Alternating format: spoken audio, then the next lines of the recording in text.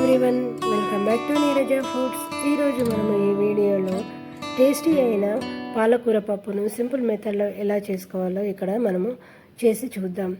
దీన్ని మనము ఈ విధంగా చేస్తే మనం వేడి అన్నంలో తింటే ఎంతో టేస్టీగా ఉంటుంది. దీనికోసం ఒక కప్పు కందిపప్పుని తీసుకొని దాన్ని శుభ్రంగా 3-4 సార్లు కడిగి దాంట్లో వాటర్ వేసి ఉడికించుకోవాలి. ఇక్కడ నేను కుక్కర్లో చేయట్లేదు, కడాయిలో చేస్తున్నాను కాబట్టి దానికి తగినట్టు పప్పు ఉడకడానికి తగినంత వాటర్ వేసి ఉడికించుకోవాలి. పప్పుని సగం వరకు ఉడికేంత వరకు ఉడికించుకోవాలి.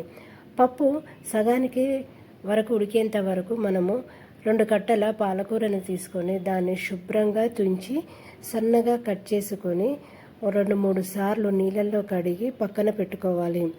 దీంట్లో ఉన్న చెత్త అంతా కూడా ఇసుక ఏమైనా ఉంటే దాన్ని 2-3 సార్లు కడగడం వల్ల మంచిగా నీట్గా అవుతుంది. దాంట్లోనే 2 ఉల్లిపాయలను తీసుకొని ఇక్కడ పచ్చిమిరపకాయలను వేస్తున్నాను కాబట్టి కారానికి తగ్గినట్టు పచ్చిమిరపకాయలను, చింతపండు 1 నిమ్మకాయ సైజు అంత చింతపండును తీసుకొని శుభ్రంగా కడిగి నీళ్లు పోసి ఒక 10 నిమిషాల వరకు పక్కన పెట్టి నానబెట్టుకోవాలి.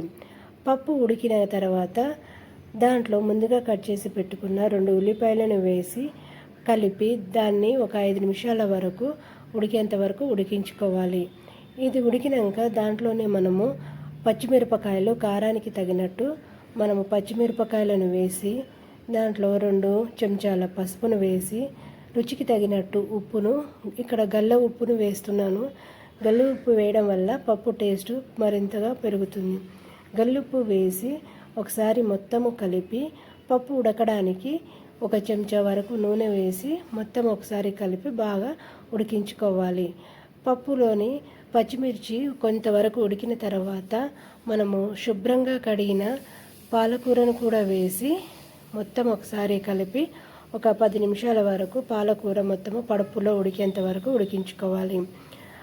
ఉడికినాక మనము దాంట్లోని చింతపండు రసాన్ని మనము పప్పు యొక్క క్వాంటిటీ కొంచెము థిక్గా కావాలంటే కొంచెం వాటర్ని తగ్గించి వేసుకోవాలి, లేదా కొంచెం పలసగా కావాలంటే కొంచెం వాటర్ ఎక్కువ వేసుకోవాలి. అంటే మీ టేస్ట్కి తగినట్టు వాటర్ను వాడుకోవచ్చు.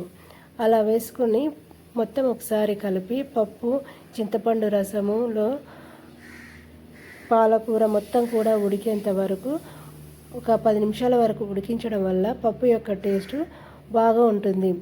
ఇక్కడ నేను పప్పుని మెత్తగా ఉడికించటం లేదు, పలుకులుగా ఉడికించుకుంటున్నాను కాబట్టి ఒక 10 నిమిషాల వరకు ఉడికించుకుంటే సరిపోతుంది. పప్పు ఉడికేటప్పుడు మనము పప్పుని ఏ గిన్నెలో అయితే సర్వ్ చేసుకుంటామో ఆ గిన్నెలోనే డైరెక్ట్గా పోపును వేస్తున్నాను. గిన్నెలోని ఒక 2 చెంచాల వరకు నూనెను వేసి దాంట్లో 5-6 ఎండుమిరపకాయలను తుంచి ఒక 5-10 వెల్లుల్లిపాయలను కొన్ని కరివేపాకు రెబ్బలను తీసుకోవాలి. నూనె వేడైన తర్వాత ఒక 1/2 చెంచా మెంతులను, 1 చెంచా ఆవాలు, 1 చెంచా జీలకర్ర వేసి అవి కొంచెం నూనెలో బాగా వేగిన తర్వాత ఎండుమిరపకాయలను, వెల్లుల్లిపాయలను, కరివేపాకును వేసి అవి కొంచెం గోల్డెన్ బ్రౌన్ కలర్ వచ్చేంత వరకు పోపును వేయించుకోవాలి. పోపు వేగిన తర్వాత స్టవ్ ఆఫ్ చేసి పక్కన పెట్టుకోవాలి. ఇక్కడ మీకు నచ్చితే ఇంగువను కూడా వాడుకోవచ్చు. ఇంగువ వేయాలనుకుంటే ఇంగువ కూడా వేసుకోవచ్చు.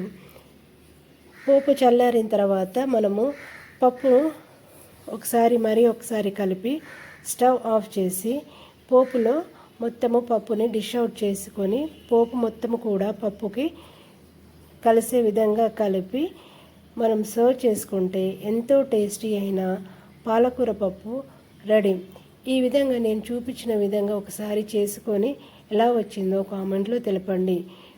నా వీడియోస్ కనుక మీకు నచ్చినట్లయితే లైక్ చేసి, షేర్ చేసి, సబ్స్క్రైబ్ చేసుకోండి.